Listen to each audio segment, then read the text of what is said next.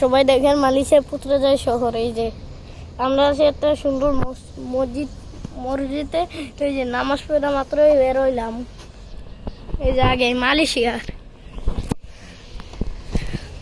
আর ওই যে ওখানে প্রধানমন্ত্রীর কার্যালয়। ওখানে যাইতে চাইলে ওই ওই একটা সুন্দর ব্রিজ পার হয়ে এখানে আসতে হবে। এই যে মালয়েশিয়ার প্রধানমন্ত্রীর কার্যালয়ে আসতে হবে।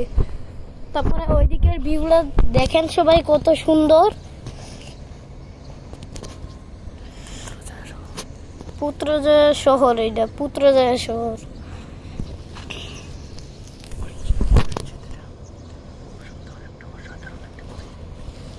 এই যে অসাধারণ একটা মসজিদে আমরা এই যে নামাজ পড়ে বের হইছিলাম মাত্রই।